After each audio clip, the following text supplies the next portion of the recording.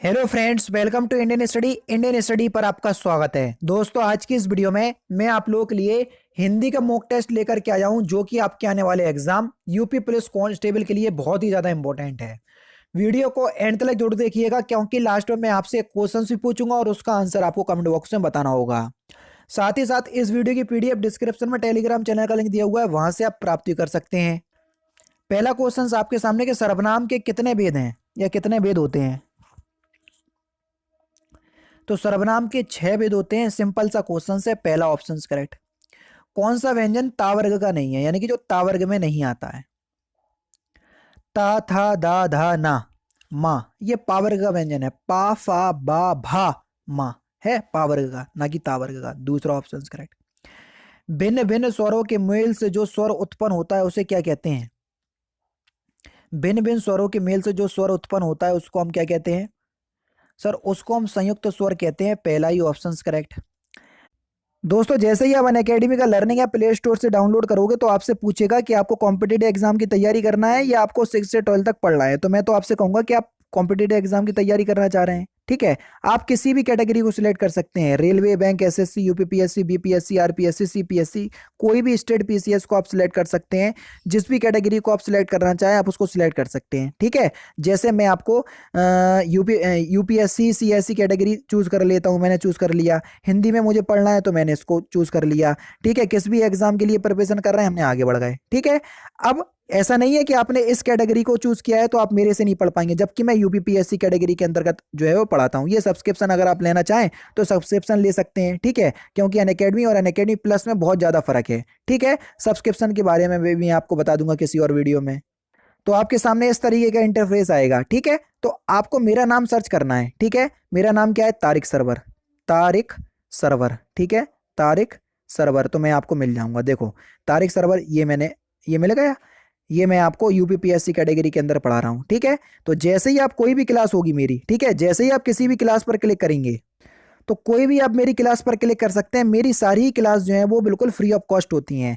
जैसे मैंने ग्रामीण परिवेश की ये अभी लेखपाल के लिए क्लास ली, ठीक है। तो इस पे जैसे ही सिलेक्ट करा तो आपसे वॉच क्लास पे जैसे ही आप क्लिक करोगे तो यहाँ पर कोई ऑप्शन नहीं आएगा, लेकिन आपके पास ऑप्शन आएगा अनलॉक क्लास। अनलॉक क्लास क्यों करना पड़ेगी वो मैं आपको बता देता हूं। क्योंकि आप मेरी क्लास पहली बार देख रहे होंगे। अगर आप पहली बार मेरी क्लास देख रहे हैं तो आपको मेरी क्लास को अनलॉक करना पड़ेगा। और अनलॉक कोड क्या है मेरा, इंडियन स्टडी। इंडियन स्टडी जो चैनल का नाम है वही मेरा अनलॉक कोड है, क्लास अनलॉक कोड। तो इसको अप्लाई करना, विदाउट स्पेस क्लास आपकी अनलॉक हो जाएगी, बिल्कुल फ्री ऑफ कॉस्ट है। आराम से आप जो है वो देख सकते हैं। नेक्स्ट क्वेश्चन दोस्तों आपके सामने, शुद्ध वर्तनी आपको बताना है कि द्वंद्व आप किस प्रकार से लिखते हैं। देखो, चौथा ऑप्शन से यहां पर आपका बिल्कुल करेक्ट।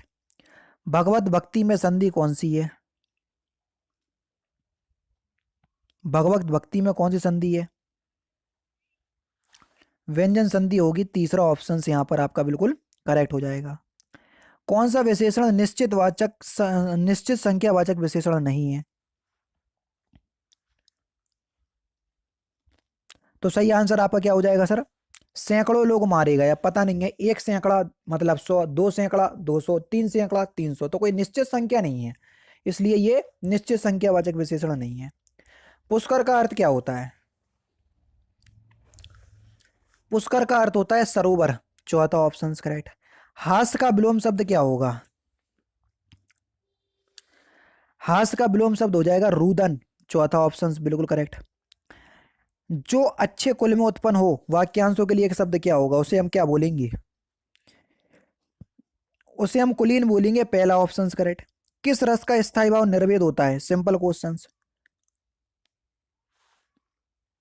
शांत रस का स्थायी भाव निर्वेद होता है। दूसरा ऑप्शन करेक्ट। छंद से संबंधित गणों की संख्या कितनी होती है। छंद से संबंधित गणों की संख्या होती है 8, ठीक है। गण मतलब यगण, सगण, भगण, मगण, नगण, ये सभी गण होते हैं, ठीक है। 8 होती है संख्या। जहां बिना कारण के कार का होना पाया जाए वहां कौन सा अलंकार होता है, इंपॉर्टेंट क्वेश्चन है। वहां विभावना अलंकार होता है, जो कि एक विभावना अलंकार अर्थ अलंकार का भेद है। दूसरा ऑप्शन यहाँ पर आपका बिल्कुल करेक्ट है, ठीक है। नेक्स्ट क्वेश्चन, रात्रि का विकल्पों में से सही आपको बताना है पर्यायवाची, रात्रि का सही पर्यायवाची। सिंपल सा क्वेश्चन है, जल्दी बताइए। तो रात्रि का पर्यायवाची शब्द क्या हो जाएगा? तो आपका जो सही आंसर हो जाएगा वह हो जाएगा सर यामिनी, दूसरा ऑप्शन करेक्ट। ठीक है, यामिनी दूसरा ऑप्शन यहाँ पर आपका बिल्कुल करेक्ट हो जाएगा। ठीक है, नेक्स्ट क्वेश्चन, निम्नलिखित में से कौन सा चिन्ह योजक चिन्ह के रूप में जाना जाता है? देखो कितना सिंपल क्वेश्चन है ना। तो सही आंसर हो जाएगा ऑप्शन नंबर सी, तीसरा ऑप्शन यहाँ पर आपका बिल्कुल करेक्ट। निम्नलिखित वाक्य में से अपूर्ण वर्तमान काल का प्रयोग हुआ है किस में? अपूर्ण वर्तमान काल, आराम से पढ़ोगे समझ जाओगे। तो सही आंसर आपका क्या हो जाएगा सर? पार्थ खेल रहा है, अभी खेल रहा है, वो काम कर रहा है ना। बेताल पच्चीसी किस विशेषण का उदाहरण है? जल्दी बताओ, बेताल पच्चीसी। तो बेताल पच्चीसी किस उदाहरण का किस विशेषण का उदाहरण है? तो सही आंसर आपका क्या हो जाएगा सर? समुदाय वाचक का। ठीक है, दूसरा ऑप्शन यहाँ पर आपका बिल्कुल क्या हो जाएगा सर? करेक्ट हो जाएगा, यानी कि समूहवाचक का। निम्नलिखित में से एक व्याकरण की दृष्टि से शुद्ध नहीं है, जो वाक्य शुद्ध नहीं है वही आपको पहचानना है। देखो आराम से पढ़ो और फिर बताओ।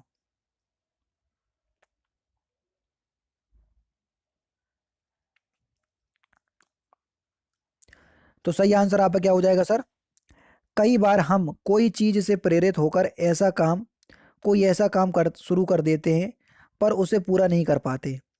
तीसरा ऑप्शन जो है वो आपका बिल्कुल क्या हो जाएगा सर? करेक्ट हो जाएगा। ठीक है, कई बार हम किसी चीज से प्रेरित होकर, कोई चीज से नहीं। ठीक है, बालू से तेल निकालना है, इस मुहावरे का सही अर्थ क्या है?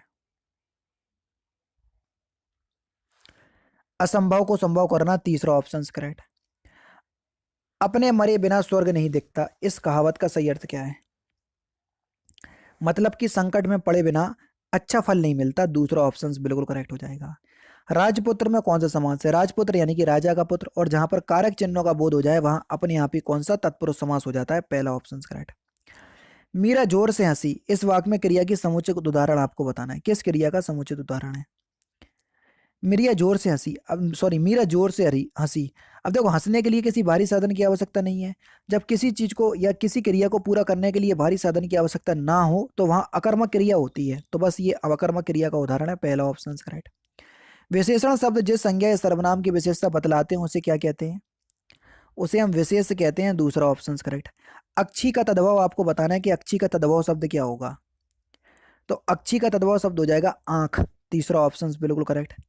तिलक किस प्रकार का शब्द है? जल्दी बताओ। तो तिलक जो है वो एक तत्सम शब्द है, पहला ऑप्शन करेक्ट। कौन सा? तत्सम शब्द। शुद्ध वाक्य का चयन कीजिए, कौन सा वाक्य शुद्ध है, ये आपसे पूछा गया है। समाज की वर्तमान दशा चिंताजनक है, दूसरा ऑप्शन करेक्ट। भाव शब्द में प्रयुक्त प्रत्यय कौन सा है? भाव शब्द में आब प्रत्यय है, तीसरा ऑप्शन करेक्ट। बहिर्मुखी शब्द में कौन सा उपसर्ग है?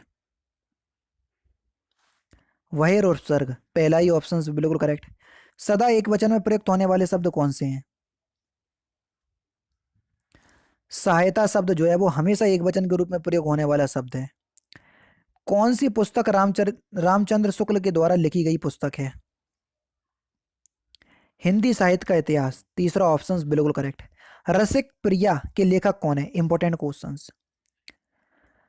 सही आंसर हो जाएगा केशव दास, चौथा ऑप्शन करेक्ट। पृथ्वीराज रासो किस कवि की रचना है?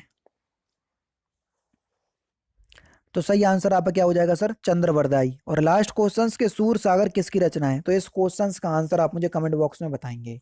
तो दोस्तों ये थे आपके 37 हिंदी के इंपॉर्टेंट क्वेश्चंस जो कि आपके आने वाले एग्जाम यूपी पुलिस कांस्टेबल के बेहद इंपॉर्टेंट हैं। वीडियो अगर आपको अच्छी लगी हो तो प्लीज़ दोस्तों वीडियो को लाइक और शेयर जरूर कर दीजिएगा। तो दोस्तों फिलहाल की वीडियो में सिर्फ इतना ही। अगर आपको वीडियो पसंद आए तो प्लीज़ दोस्तों वीडियो को लाइक कीजिए, शेयर कीजिए और साथ ही साथ हमारे चैनल को सब्सक्राइब करना ना भूलें, क्योंकि मैं रोजाना इसी तरह की वीडियोज़ आप लोगों के लिए लाता रहता हूँ। नमस्कार दोस्तों, जय हिंद, जय भारत।